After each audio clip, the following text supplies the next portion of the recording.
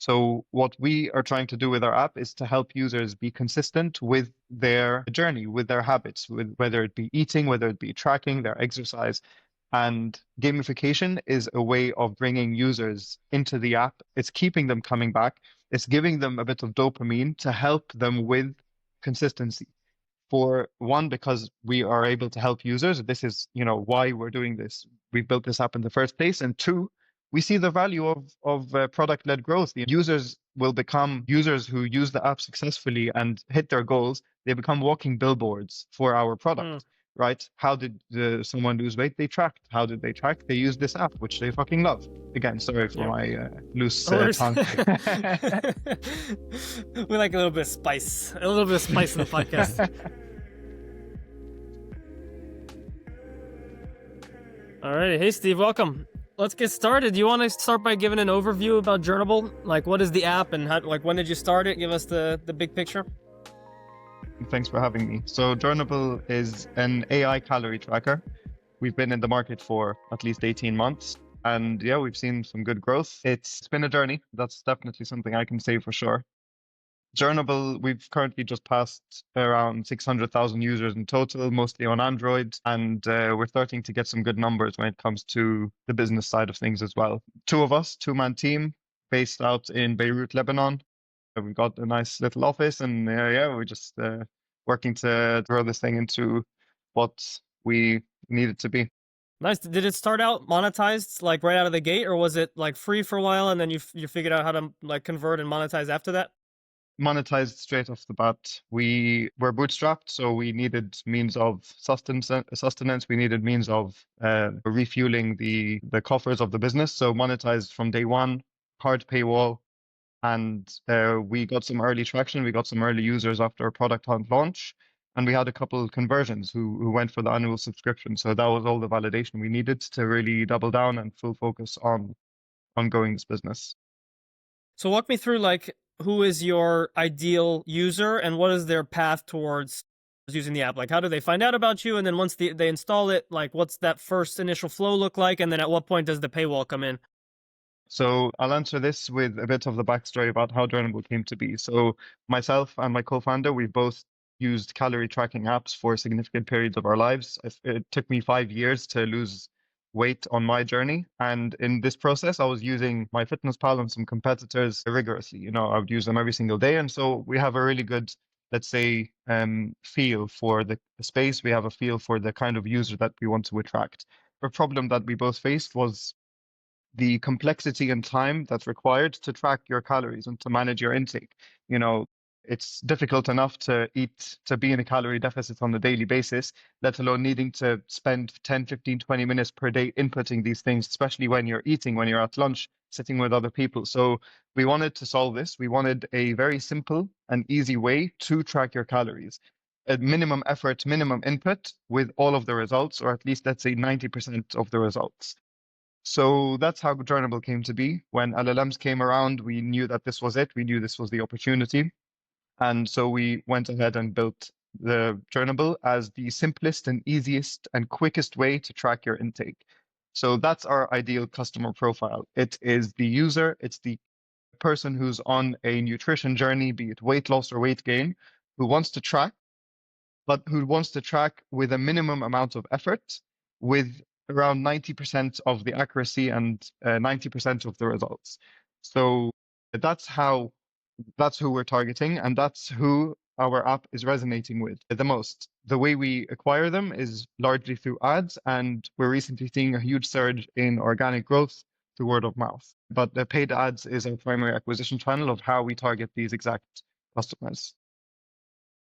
And so what's the flow like when they first install the app? What's the first thing they do? Do you ask them to take a picture of their next meal, or is there something else? Do they put in their goals first? Like how does that look?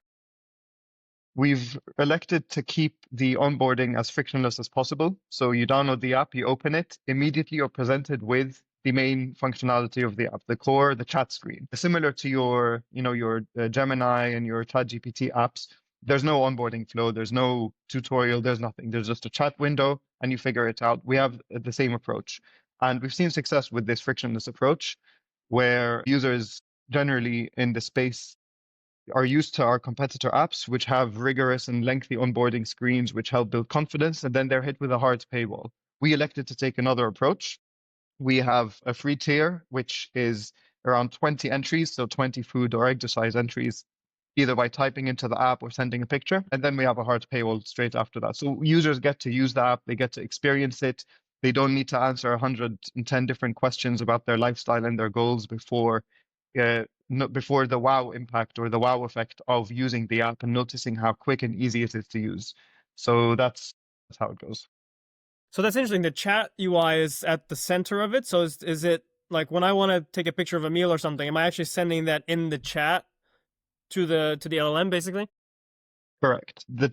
Our main window is a chat window. It's very simple. It's very minimalistic. If it looks almost identical to your, let's say, Gemini window or your ChatGPT chat. So the chat box at the bottom, uh, camera, image upload, and yeah, very simple, very straightforward. And that's what our users love about the product, which is the simplicity, the straightforwardness, and the speed, really. You just open the chat, send a message, continue with your life, as opposed to clicking and tapping through 110 different screens, searching through databases. Recently, we were discussing with our Google Play representative who showed us some very interesting data between our app and our peers. And it showed that our app had, let's say, a third of the screen time of our peers. So users would engage with the app for a third of the time. Now, generally in a vacuum, this is a negative metric, right? Mm. It's poor performance. But he obviously had the foresight to tell us that in our case, this is an awesome metric. It means users are spending a third of the time to achieve their goals than our Mm. competitors. So although generally you would want more people, more hours, more minutes of screen time on your Mm. app. In our case, we want less. So we have lots Right. of engagement, lots of users opening the app multiple times per day, but for way shorter time periods. So that's our USP, and that's what we're leaning into. Yeah, I mean, for you guys, the golden metric has got to be retention, right? Because it's more about like, are people using this every day for weeks, months, years? Not are people like constantly engaged, like if you were a social media app or something where you just needed people's eyeballs all the time. Bingo. So, what about all the other parts of the app? Like I've seen that you have like a kind of calendar UI, you have a kind of a goals section. So how does that tie in with chat? Like are those parts populated by your chat experience? Like the LLM just goes and like fills all the data in, or do you have to manually go and put in your goals in like somewhere else in the app? Yeah, good point. So where we can use the LLM, where we can use the chat function to populate the other areas of the app, we do. But there are many cases where the non-deterministic nature of the LLM require us to have some custom Some functionality, UI. let's say. So setting one's goals, we have a questionnaire. After you send your second message or your second entry to the app, we have a pop-up that tells them to update their goals so we can Mm, understand a bit more about them. They click through the questionnaire, they set their current weight, their target weight, so on and so forth. But we are definitely leaning into the AI aspect of things. We're working on a couple features in the pipeline now where we're going to be providing AI generated insights about their diet, their past day, their past week, their overall nutrition, giving them a health score, from 1 to 10 on each food and their day, and giving them some insight, helping them learn. So this is all leaning into the AI aspect of things whilst also providing value by means of education to the users. Generally, we have two main value, let's say we can create value for our users in two main ways. One is the simplicity and ease of them tracking and doing what they know. And the second is education, teaching them using AI, using our LLM to educate users about how to make better health choices, better food choices. So these are definitely things we're leaning into. yeah. What do you think? I'm curious. This is a little bit of a tangent, but I'm very interested in this idea of now that we have LLMs and people are getting used to kind of chatting with them as a mode of like interacting with software.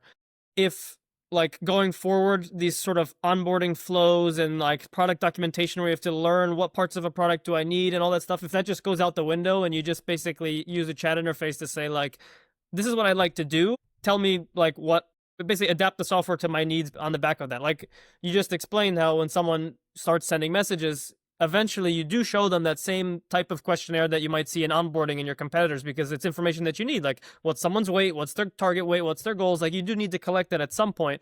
But in your guys' case, you do it in a much more interesting way, which is like it gets presented to the user in the natural course of them interacting with the app, and like first sending some, like getting some value first before you show them that.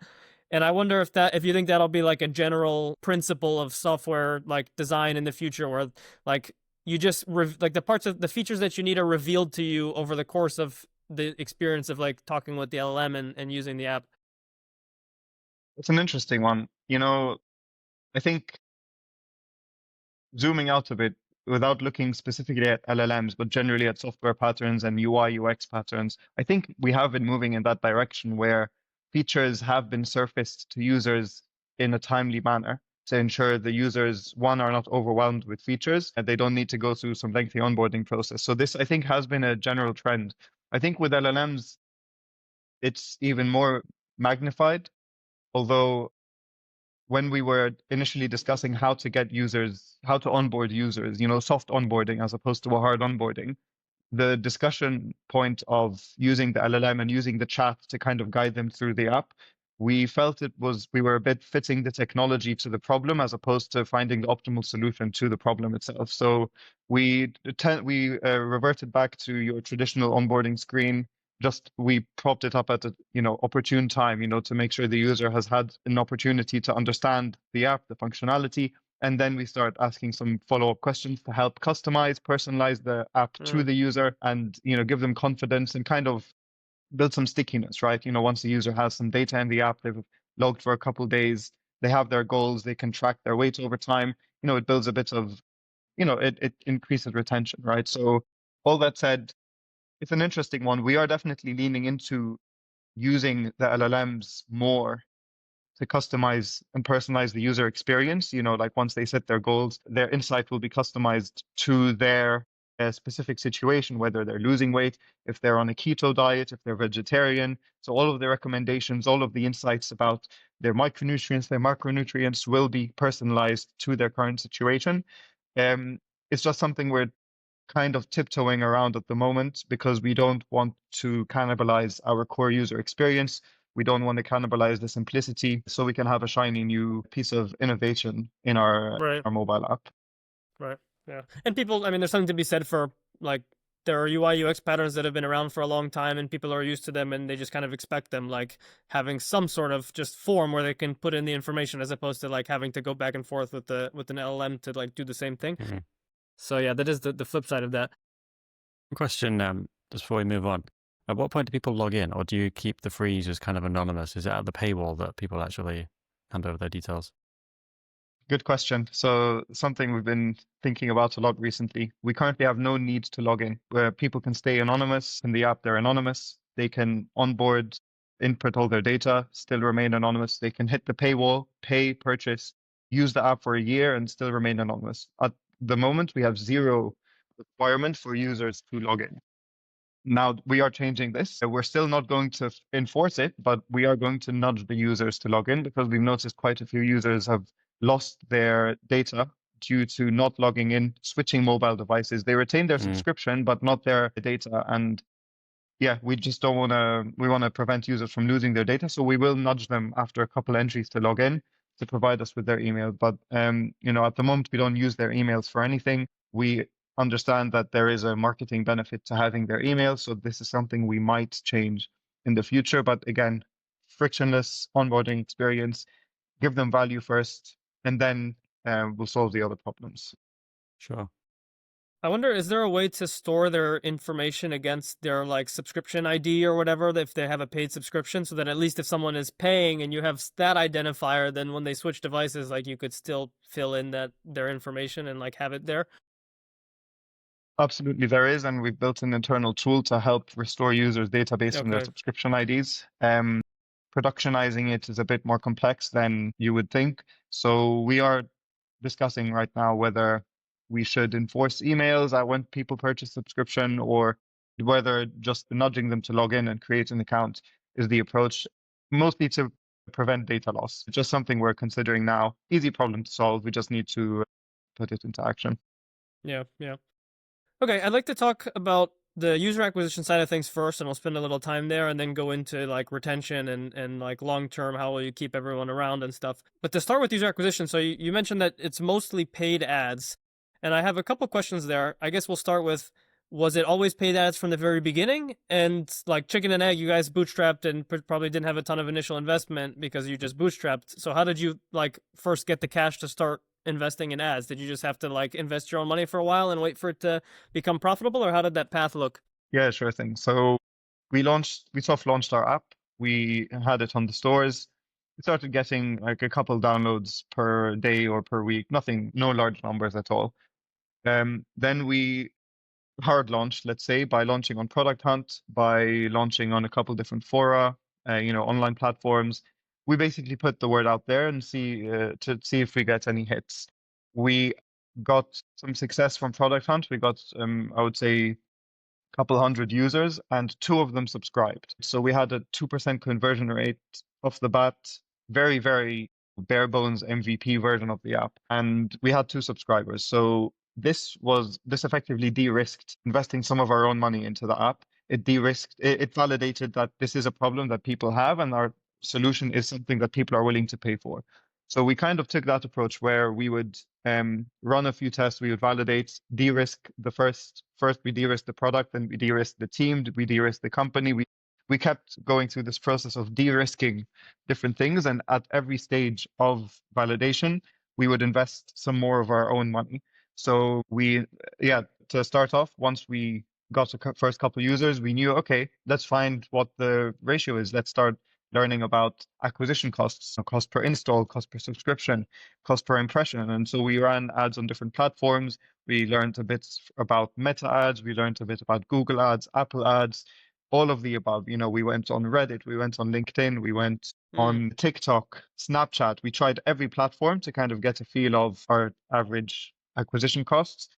And we started fine-tuning, optimizing, and eventually found a formula whereby we are profitable by running certain ad campaigns on day 30. So 30 days after running a campaign, the campaign has paid itself back. This has been our North Star since we started running ads, which is finding profitable campaigns on day 30. So obviously we're a subscription app, but we completely discount all revenue beyond 30 days from users. We discount monthly renewals, we discount annual renewals. We assume that users' LTV is their revenue on day 30 because we're bootstrapped and we need to refuel the engine, right? So we can't think like some long-term SaaS apps. We can't base our LTV on multiple years renewals or multiple months. It's all day 30 revenue, and that's been how we've operated up until now and how we've been able to sustain and refuel our engine of growth.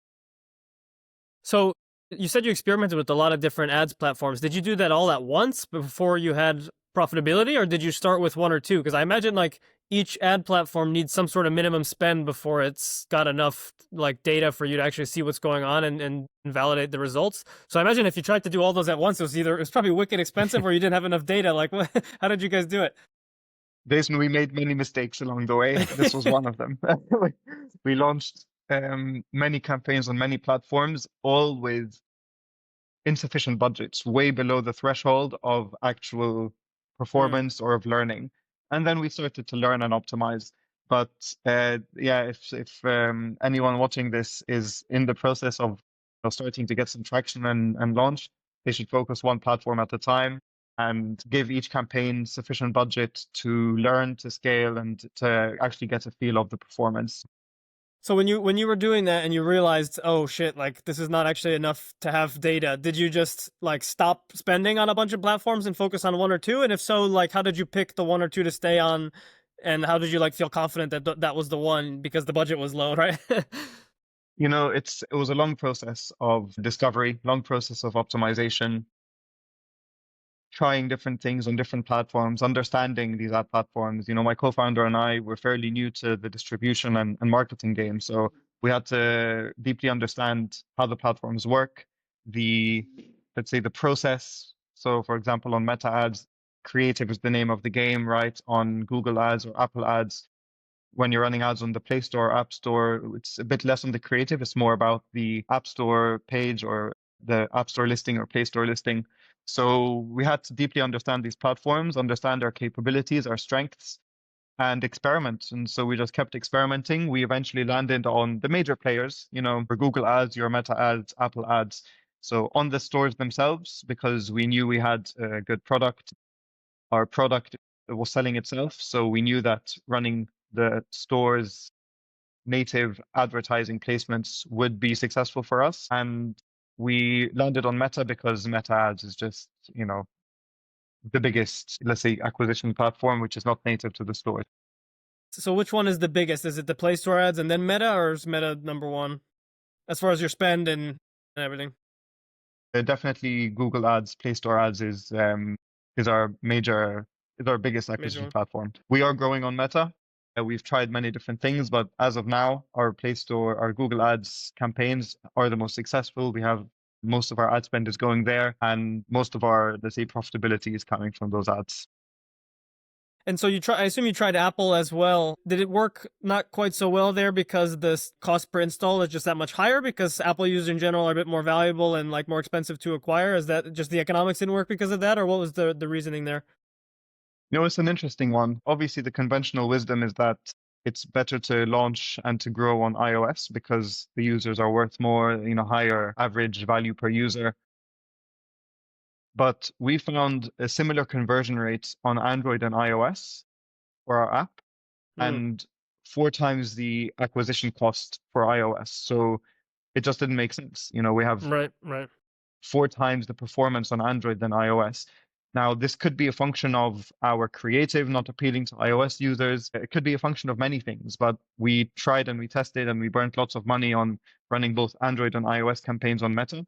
And iOS was just 4 times more expensive for the same LTV, the same conversion rate, same revenue per user.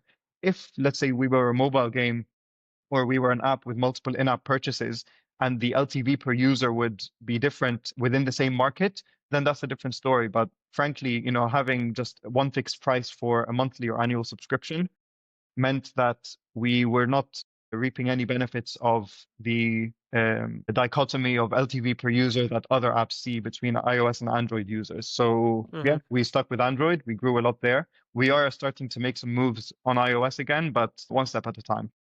Yeah. Well, I mean, especially since you guys are bootstrapped and you're optimized for like what is the fastest and biggest ROI we can get. Like in 30 days, what's the highest ROI we can get? Then it seems like the Play Store is just way better for that because the conversion rate is the same and it costs you way less to get each subscription. So it makes total sense. Charlie, you're gonna say something? Yeah, you mentioned that as the Play Store is kind of your biggest angle right now, what would you say to people as like the most important thing for getting those ads to work then? Because you mentioned like the Play Store page. Is there any specific things that you've kind of tried that have definitely worked and getting that ROI higher? Definitely. Play Store assets, very important because the default assets that your Google Ads campaign, specifically your Google Ads mobile app campaigns use are your Play Store assets. So that's your icon, that's your screenshots, specifically your first 2 or 3 screenshots. Optimize those. A/B test your app icon. You can find huge results by just changing the color of the icon, for example, the background color. So, no one knows how these things work, but it is your icon shows up in the most places, the most placements by far. A/B test the order of your screenshots, the background color of your screenshots. You will find significant difference in conversion rates by doing that. That's the first thing I would say. Otherwise, just listen to the campaign, listen to the ad platform. If you have some copy in your campaign, some headlines and descriptions which are performing well, use ChatGPT to find 5 alternatives which sound similar. If you have something which is performing poorly, replace them. Just continue to optimize, listen to the recommendations of the platform, test different creatives. Don't be afraid to copy. Don't be afraid to see what works for your competitors. Open the Play Store, look at the sponsored ads, look at the different placements, see what they use, see what they do. And, especially the big competitors, they know what they're doing. They've been doing this. They've been A/B testing for many years. So just use the benefit from all of the lessons they've learned over the years and just create similar assets, like large images with large text with a very simple background seems to be a winner. Everyone does it, so you should do it too. Yeah, because I know on Meta, you can basically just see everybody's ads in the library, but Awesome. Best resource. right. But is that the same for Google Play? Amazing resource. Yeah.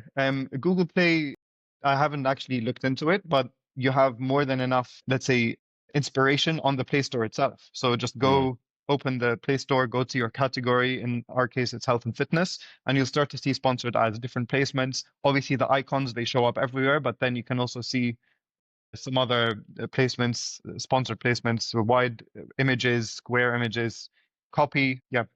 So I think one thing that people get a bit stuck in a rut in is with the testing. They know they're going to need to test different versions, but maybe they don't have the budget to really give these things enough leg room to work, or they kind of switch around too quickly. Would you have some kind of guide or a gauge of how long you would need to leave these things to really see if they're working? Yeah, I mean, patience is a valuable virtue when it comes to user acquisition campaigns and testing.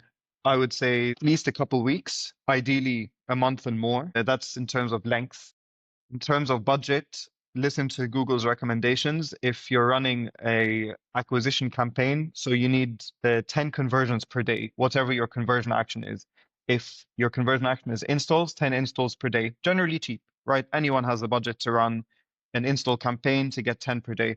If you're optimizing for in-app purchases, ensure you've got the budget to get 10 purchases per day.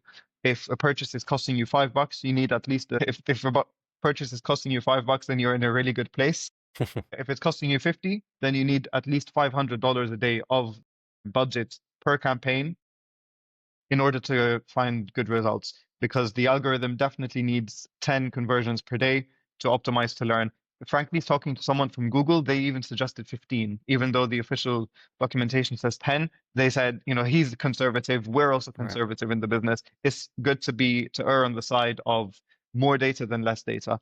So design and structure your campaigns and your campaign objectives such that your budget will meet the minimum required threshold to ensure the algorithm can optimize and can learn. If your budget is $300, find an action, create an event in Google Ads in your stack, which allows you to make 10 of these events per day instead of 5 purchases, for example.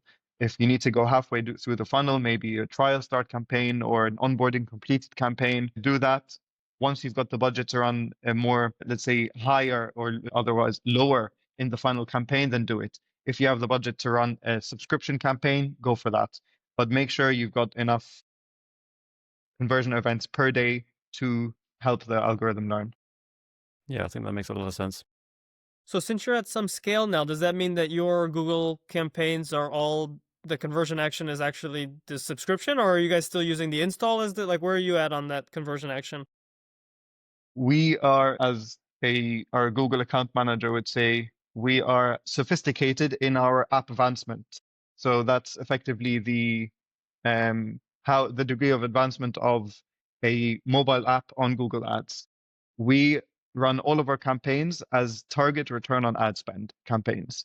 So again, this is because of our business does not look the same as everyone else's business. We are bootstrapped. We really need profitability and frankly high profitability in order to fuel the engine of growth. So we run target return on ad spend campaigns with a very generous return on ad spend. So for every campaign needs to be very profitable for us to run it.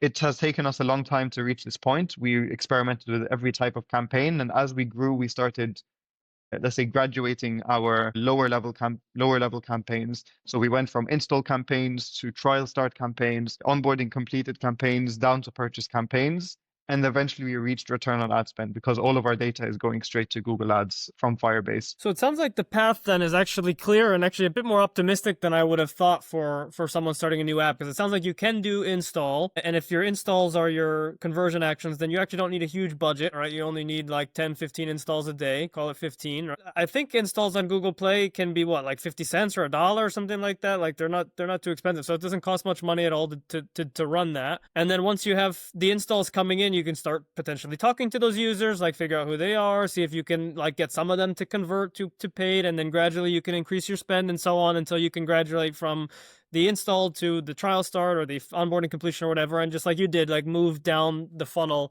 and grow the Google Ads thing. So that's a somewhat optimistic message, I'd say. No? Bingo, you nailed it. And anyone can do it. And This progression, this chronology, which you've just outlined, is exactly verbatim written on the Google Ads, let's say, learning path. If you want to learn about Google Ads, you want to learn about mobile app campaigns, they very clearly show this progression of you start with this type of campaign, you get these lessons, you graduate to this type once you've got the budget, you get those lessons, and eventually you reach the final, let's say, the final boss of Google Ads app campaigns, which is where we are now. It's all online. It's all there. Highly recommended. Go to the Google resources, Skill Shop, I think it's called, where they host their learning content, and take the Google Ads course. And does the return on ad spend campaign that you run, or campaigns, is that a 30-day cutoff like you mentioned, or is that like lifetime? How does the math work? You have the option of setting your conversion window. We have it set at 30 due to the nature 30, of our right. business. I believe it can go up to 90 days. I believe Google recommends 30 as well. And frankly, it depends on your type of app, but for where we are, 30 made sense. We don't want to be too reliant on recurring revenue. We want to be reliant on day 7 and day 30 revenue. We need companies' coffers to constantly be replenished. So that's how we settled on things. So let's talk about the difficulty of bootstrap businesses, specifically around the sometimes fragility of user acquisition. Are you concerned that as the tides of Google Ads and the kind of auction-based nature of things changes, that you might get outcompeted by some VC-backed calorie tracker that just blows money with a 2-year horizon on ROAS and just like crushes drives the price up super high? Or does that not stress you out too much? It's the number one thing on our minds on a daily basis. We are very aware that we're on, what's the expression here? Borrowed time, borrowed ground. Borrowed time, Effectively, yeah. we know that at any point, a VC-backed competitor can flood the market and will drive us out. So we are working very heavily. If my co-founder were here, he would be nodding his head right now because he's been pushing this agenda for a while. We've been working very strongly to diversify our acquisition channels. We cannot be reliant fully on paid ads. We cannot be reliant on a single platform. So we've been working to grow our organic acquisition by virtue of referrals, word of mouth, putting content out there. We're also discussing hosting a podcast similar to yourselves around health and fitness. So we're looking at affiliate marketing, influencer marketing. We're really trying to diversify our acquisition channels and trying to find another profitable channel. Because as of yet, our paid ads is our only, let's say, working and functional profitable channel. Yeah, let's talk about that a bit. So have you started to lean in any particular direction as far as the new direction to go, or like what new channel you might want to add next? We have launched our affiliate program, whereby people can earn commission for referring users to our app, users who subscribe eventually. And we're very generous with our commission structure. We give 50% of all recurring revenue to our affiliate partners. And we've already had some people, earning some significant, returns by sharing our content, by sharing our app on their social media channels. We even had one creator who just put 1 or 2 stories on Instagram and made $500 within the first month, and a lot of these are on a recurring basis. So affiliate marketing is definitely something we're leaning into, currently launching an outreach campaign to onboard more affiliates. We've also worked to diversify different acquisition channels, diversify away from Google Ads and launch profitable campaigns on other platforms like Meta, like Apple. And then we're also exploring some other smaller alternatives, but mostly affiliates is where we're putting the most focus at the moment. Yeah, I mean, affiliates is interesting because it's more like a tool that can feed into many channels, right? Because like if you have the affiliate model, then someone can go and post on TikTok, and now you're doing influencer marketing just via your affiliate program, right? And in the same way, like, someone who owns a newsletter can join the affiliate program and like plug your app in their newsletter, and now you're in the newsletter marketing game. So it's like it's almost like a little leverage to get into multiple different channels. But Charlie, I'm curious what you think about this. I feel like this type of app lends itself really well to your kind of standard influencer marketing like TikTok stuff, because like there's certain things that do really well with that, things that are about like self-improvement or like looking better or like being healthier, like these sorts of things. I think you can have a lot of like viral hooks, I think, on the back of that. Yeah, I was just gonna say, like, as we've learned, like it can be really awesome. You can go viral, but then it's actually repeating that on a a predictable basis is Yeah, really the that's the hard challenge. part. But yeah, curious what your thoughts are. We classify, I think it comes down to semantics here, because we classify influencer marketing as paid acquisition. Obviously, it's it's more sporadic, it's less predictable, and you could go viral and it could flop. But because we're paying directly for the content to be created, we classify it, in the same bucket as let's say paid UA like Meta ads or Google ads, whereby affiliates where we have very little upfront investment. And again, being bootstrapped, we're very careful with every dollar we spend. Mm. And we are more in the business of deterministic, let's say, risk taking, as opposed to trying a couple influencer campaigns, throwing money at it, and hoping that one of them sticks and makes us a return. Frankly, if they don't make a return, then our business is in a poorer state than it was before we spent this budget. So we're very careful with every dollar spent. Although we do see, like you mentioned, our category, our kind of app is something which influencer marketing works very well for. And we've seen many competitors take this route. We've seen many competitors find great success with this route. The non-deterministic nature of it and the nature of our bootstrap business means that we've shied away from this path. Frankly, this is something which my co-founder has been pushing, and I've not been on the same page about, because it's, if obviously we're in the business of taking risks, but if this risk doesn't pay off, then the business is in a way poorer state and we have less firepower to fuel our growth engine, right? To come back to that point with our paid UA campaigns. So at some point, we need to pull the trigger and just go for it. Maybe that point is soon, but we'll see. Focused on affiliates for now. If we find success with affiliates, then influencer marketing, influencer campaigns, paid, become less of a necessity. Yeah, and affiliates give you a way to test the waters almost, because you could email or contact like a bunch of influencers and be like, hey, we have this affiliate program and like you're welcome to use it and like make some money, because like these kind of hooks do really well on the channels that you post on. So like you could give it a shot, and maybe they try just with an Instagram story, and hey, that they're making $500 a month off their Instagram story. Like you guys can watch who is posting and how successful are their posts like through the affiliate kind of compensation scheme. And if that is like going well, then you could be like, okay, now let's look at all the other category of influencers that just want cash and are a bit afraid of the whole affiliate thing. Maybe we can try some of those now that we know that the model in general works, and go from there.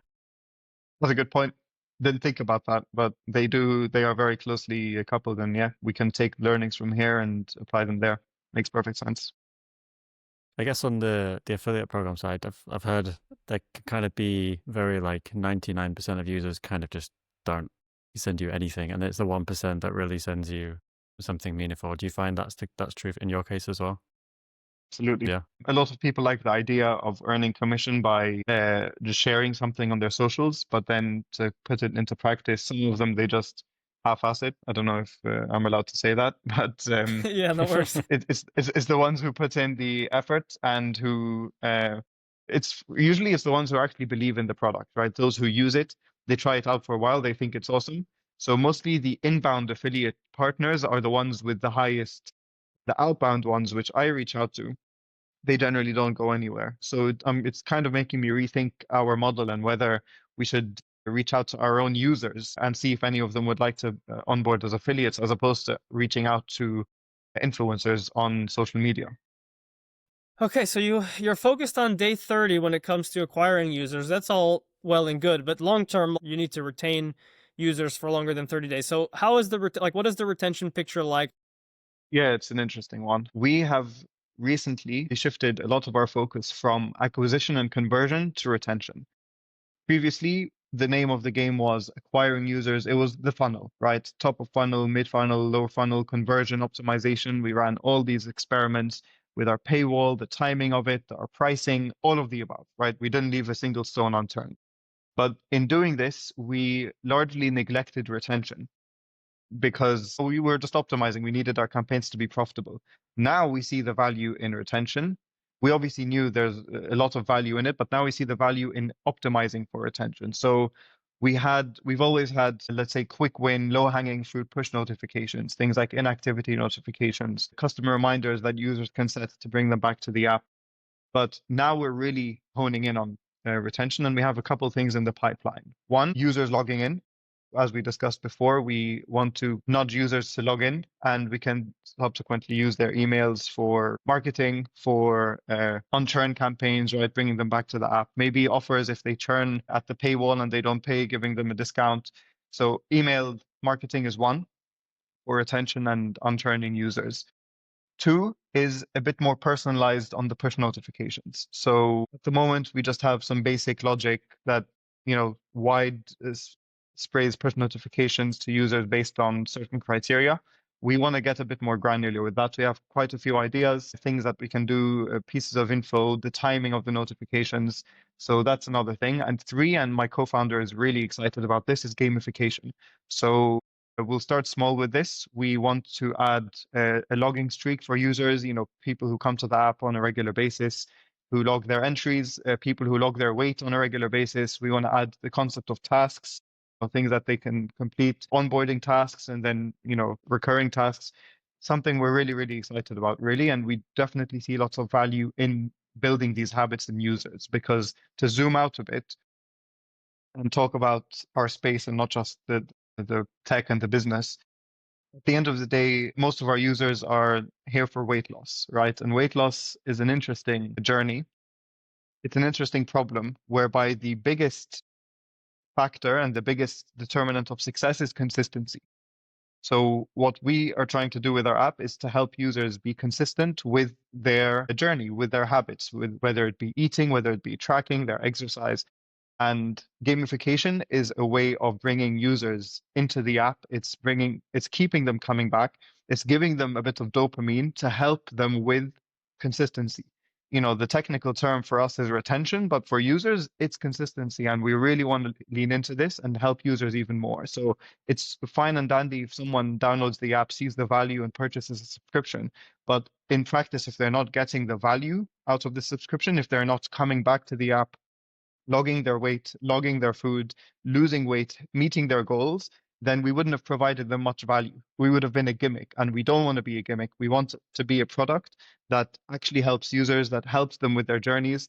For one, because we are able to help users. This is, why we're doing this. We built this app in the first place. And two, we see the value of product-led growth. Users will become users who use the app successfully and hit their goals. They become walking billboards for our product, right? How did someone lose weight? They tracked. How did they track? They used this app, which they fucking love. Again, sorry for my loose No worries. tongue coded. We like a little bit of spice. A little bit of spice in the podcast. So yeah, so we definitely see the value in retention as a KPI, which we're focusing on now. And we have a couple sprints coming, full focus engineering and product wise on retention. So super looking forward to that. Yeah, so I'm curious, how far along are you in the process of designing and kind of ideating the gamification experience overall? Because I imagine, there must be some urgency, right? Because I would guess that New Year's is probably a pretty big time for you guys, right? Because, everyone sets the New Year's resolution, and then losing weight is probably, the most popular New Year's resolution of them all. So is there, do you feel like you're on a big time crunch to, ship this by New Year's, or not so much? And then, again, where are you in the process of designing all of this? You're absolutely right about New Year's, holiday season, people go spend time with their families, eat lots of food. People always want to lose weight by New Year's. Huge for us. It's when we effectively launched our app the first time around. It's last end of December 2024. Yeah, 2024. But frankly, we don't feel the sense of urgency, because once we set our minds to this feature or the set of features, we work very quick, and we were very agile. In the next couple of weeks, we will have our gamification features launched. In 3 weeks, it would be live to all users who have our app. So we don't feel the time crunch before New Year's. Although that said, we definitely take an agile approach to this, whereby we're going to start small. We're going to start with a streak, maybe a notification that is related to their streak. Then we'll start growing from there. But we are very careful with our product in that we do not add a single feature to the app unless we are 100% confident it will not cannibalize or decay the user experience. One. Two, we need to be 110% sure that it will not complicate the user experience, because at the end of the day, our value proposition is simplicity and speed. So we're very careful with this. We'll start very small with a streak and then very carefully start to trickle in new features one step at a time, new gamification aspects. Yeah, so it sounds like you'll be building this soon. So I'm curious. So the streak, obviously, we think a lot about streaks because we've built a trophy, the streaks feature for other folks to use, among other gamification features. And the streak thing, we've spent a lot of time looking into the psychology of streaks and like why they work, when they don't work. And the big like con of a streak, let's say, is that streaks are really good at improving retention until someone loses the streak. And then it's really tricky because when they lose that streak, they now are faced with the reality that like the next time they come into the app, they're going to be looking at a big fat zero and it feels really bad. And there's this kind of like psychological thing, like maybe this app isn't right for me after all. And you can actually kind of get burned on that. And I think in your case, that might be even potentially exaggerated more since it's weight loss, which is something that can be even more emotional than maybe other types of things. Like you'd imagine like language learning doesn't have the same sort of emotional baggage maybe that weight loss can have. Interesting. We thought about it briefly and discussed it briefly, and then assumed that if the conventional wisdom is that streaks in apps are good, then we should likely launch it and see how it goes, right? We can learn the lessons along the way, but we have not delved into the details of it. I guess there's your Duolingo approach of streak freezing or like recovering your streak while watching an ad or something along those lines. Yeah. We also have an easy out, which is users can return to previous days and log their entries on a previous day. So if push comes to shove, they can kind of recover their streak by logging something per day just to prevent this emotional backlash of losing their streak. Not something we've thought about. We've just kind of assumed that streaks would be a net positive. I'm curious, what have you seen in your data of the usage of streak? Does it have a net positive impact on retention, or could it have some negative impact? It does have a net positive impact on retention. So what we've seen with streaks is we've launched streaks for different customers kind of incrementally, like one part of it at a time. So for example, we first launched streaks with our first customer as email only. So like it didn't even show up in the app, but you get an email that would say like once a week that would show your progress and it would show like your streak kind of during the week. And that already had a measurable bump, small, but a measurable bump. And then we, for other customers, we had the email, but then also we displayed it in the actual, in this case, it was a web platform, but it was the same thing. Like we displayed it there and the bump is a little bit higher there. But then the biggest impact by far is sending someone an email or a notification when they're going to lose their streak to give them the chance to go in and extend it. That one is the biggest one. Like when we first started sending those emails, we would send them out like 4 hours before the end of the day and the user's time zone, right? So you have to be also careful about time zones with these types of notifications. But we'd send them that notification and say, hey, like, you haven't logged in today. You should extend your streak. And I think Charlie, was it like, I think it was 1 in 5. It was 20% of people who got that email ended up extending their streak that day. Not even taking into account who opened the email. That's just like, of all the ones, the emails we sent, like a fifth of them actually went and extended their streak. So that was the biggest lever actually, is making sure that your notification system is like really hooked into the streak feature, or else people will just forget. And if they forget, no matter how good your streaks like look in the app, if they've forgotten, right? And it's too late. Interesting. Okay. Really, really good to know, actually. I'm just going to note that down because... Yeah, sure. The streak is great as a mechanic and as a thing, and it's very famous, but it's not actually the thing that causes the retention, I don't think. I think the streak as itself is just a mechanism as an excuse to contact people. And I think that is actually the retention mechanism that's more important than the actual UI and whatever you build in the app. Like, that's great that people hook onto it. But the reason they hook onto it isn't because it looks nice. It's because it's about the notification and getting people to come back. So I think that's actually the point of the streak. There is a commitment aspect as well. I think if you just sent people a notification every day saying, hey, use my app, like it wouldn't work as well. It's the reminder, but it's also the fact that you've asked the user to commit, like in the case of, it only works with certain types of apps, right? Like if your app is like, I don't know, an accounting or personal finance app or something where you don't actually need to like log in every day to do something there, then the streak doesn't make any sense and is a net negative. But for apps like language learning, anything that's like personal improvement that requires a regular opening of the app and like taking some action, then it works in part because of the reminders, I think, and in part because the user is committing like to that goal and they're being very explicit about it. Like, I want to log in every day. I'm committing to doing that. And Duolingo has run a bunch of tests on this where they A/B test even the language by which they ask the user to commit to the streak, like the specific words that they use, and they find that it impacts the retention and everything. So yeah, I think it's those two things together, the notifications and the commitment from the user. Super interesting. This is one of those insights which you get when you're obsessed over, obviously, in your case, your solution of gamification, right? It's one of those very specific insights which very few people will have access to because we generally see the vertical of the whole mobile app and not the horizontal of gamification across multiple apps. What's another one of these insights? I'm curious. What's apart from streak? Is there something else which is a bit counterintuitive? Yeah, leaderboard's an interesting one. I'm not entirely sure leaderboards would work for your use case, but it's something that we do for a lot of the customers. And everybody thinks, you create a leaderboard with all your users in because that gets the most reach. Everybody's in the same bucket. Everybody can see where everybody else is. But if you think from the user's point of view, if you're in 1,000,001th place, that's actually really demotivating to see. Like, you don't want to come in and see that you've barely moved this month. Like, what the hell? There's no point in me even trying this. So the conventional wisdom on that just really doesn't apply. And we found, well, we actually have limited the leaderboards feature in Trophy to 1,000 participants. So you can only actually create a leaderboard with 1,000 people in because we don't want people creating leaderboards any longer than that. And the wisdom there is like actually break the leaderboard down by some useful attribute. So it could be location or it could be language in Duolingo's case, but whatever like the useful like breakdown attribute could be, actually bucket people up into smaller categories. Yeah, the leaderboard one is, I think we talked to, I can't remember which of our prior guests in the podcast it was, but it was like basically they added a leaderboard and they put everyone in it, and it actually had a negative impact. Like it had a negative correlation with retention and all their good, the metrics they wanted, because it was super demotivating. Like you get put in this massive thing and you just get to see how shit you are compared to everybody else above you. And it's really no good, right? So you need to like bucket people up in leaderboards and group them with like some grouping that gives them a chance at being in the middle. Duolingo does this with leagues. Like they have this XP feature or whatever that goes up as you complete lessons, and they just, if you start to do worse, they just put you in a new league where you're in the middle. So it's like you're never really feeling like demotivated because you're at the bottom of a leaderboard. So yeah, that's definitely a big one as well. Interesting.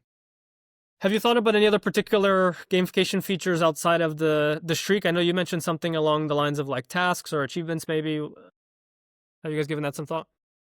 Yeah, we have a few things on our minds. We have the concept of achievements, badges, different milestones. So let's say your weight loss goal is 10 kilos in total, right? You're at 95 kilos, you want to go down to 85. Then, breaking that up into 4 different milestones and getting a badge, 10% of the way, 25% of the way, so on and so forth. Also logging streaks, those translating into badges as well. And, badges effectively things that you can share representations of your progress. I guess maybe also progress from like being able to collect all of the badges is also another thing which brings people to the app. Badges is one, milestones kind of loosely coupled to badges. And then the other big front we see is social, social gamification. Like you mentioned logging with friends or accountability with friends. I think a huge aspect here is accountability, right? Showing other people or giving other people access to your consistency stats, letting other people see what you're doing, being able to keep you and, a friend or family member accountable to each other by logging. Yeah. Is that something that people frequently do in a group, or like they try to do together to like motivate each other? Because if it is, then I think that is a great, like, anytime you can get people to commit to something together, they're way more, like, the retention will be way better than if they were doing it on their own, because now they feel that social pressure of like, if I quit, everyone's going to know that I quit. So I can't do that. I gotta stick it out. So is that something that folks do already, or is it mostly a kind of individual solo journey? It's mostly an individual solo journey as opposed to people tracking and logging with their friends. That said, there are many instances we've seen from our users who reach out to us with these requests where, let's say, a couple, they both are tracking and they both use the app. They purchase subscriptions together and they both use it and are consistent. Um, we're very aware of a lot of our users who work with dietitians or nutritionists or personal trainers who would like to share their weekly reports with their health professionals. Although generally it's not something you would do in a group of friends, a couple people logging together, there are many instances where sharing your progress, your data, and finding accountability with other people is done through our app. generally in the form of sharing their weekly reports, their monthly reports. Although we are trying to find a way to build this inside the app as well. So maybe being able to track someone else's progress live, or two people sharing their progress with each other live. We just need to gauge the general demand of this and whether, again, coming back to our North Star, whether it would keep the app simple or whether it would increase complexity beyond the threshold that we're comfortable with. We didn't talk too much about the monetization and the actual like checkout funnel and like the pricing model and all that stuff. Have you always just been, is it just a monthly subscription or you can buy annual, or is there like a weekly option? How have you thought about this and have you kind of experimented with it at all? Yeah, we currently have two products, monthly and annual subscription. So you either pay by month or you pay by year and get a significant discount, or around 60-70% discount, depending on the market. So 2/3 of our users go for the annual, and we, again, Wow. the nature of our business mandates that we push people to the annual, so we have more upfront revenue, which can refuel our growth. We've experimented a lot. We've experimented with pricing. We have localized our price to every single market. We loosely follow the Spotify index, where our price, let's say in the States, is for an annual subscription is $40. In Cameroon, it's $10, right? In India, it's 13. The list goes on, right? So we have this localized pricing, which allows us to be operational and grow our subscription base in every country in the world. And we found success in this, especially in some markets where the price is exactly right. And now we're experimenting with pricing globally as well. So price increases, price decreases, really finding that sweet spot of profitability without sacrificing volume, because we all appreciate that volume is is a strong determinant in organic growth and word of mouth growth. So we have looked into weekly subscriptions. We did not launch that because for various reasons, reducing complexity, and also our product is not something that a week Is enough, will do right? much for. Yeah, generally users who go for weekly subscriptions want to test out the app. We already have a generous free tier which allows users to understand the functionality of the app, get the wow effect, and move on with their lives. All that said, in terms of monetization, yeah, we worked a lot on optimizing our conversion rates, our paywall, the timing of our paywall, hitting users in the window of intent, because generally with weight loss and our category of apps, there is a window of motivation and window of intent for users. It does not last very long. If your free trial is too long, then users will not convert as much. So our approach has been to find that the sweet spot where users convert. And once they convert, keeping them on the app, getting them back, working on retention, and making sure that they are getting the value out of their subscription. Yeah. I'm shocked by the 2/3 annual. That's great. That means the business is much more durable than if it was flipped the other way around, right? Because you have that annual instead of monthly, like that. That's real ARR, not like, some folks post their ARR, but it's not really annual. ARR times 12. It's a vanity metric. ARR times in 12. subscription apps is a vanity metric. It does not really. Yeah. But we post it as well. We know it's a vanity metric. We're very transparent about it. But well, in your case, it's more accurate because a lot of this revenue is actually annual, at least. Recurring, I guess we'll see in 12 months, but annual, at least, it is. Yeah.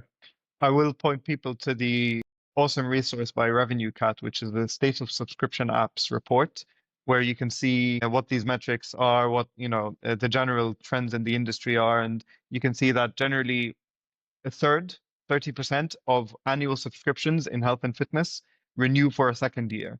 So what your ARR is, let's say all of your subscriptions are annual, 1.3, that is your actual ARR for 2 years, and then 1.4, an extra 10% for the second year. And we've seen the same numbers in our retention and our renewal rates as well. So yeah, ARR is a vanity metric. If you want the actual numbers, we can probably wrap one together based on the Revenue Cat SOZA report data, which is very, very, very accurate.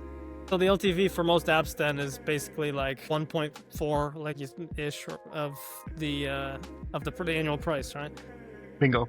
To be very specific, health and fitness for apps. Annual. For health and fitness, yeah. All right, I think that's a wrap then. That was a great chat. Thanks, guys. Yeah, no, that was really good.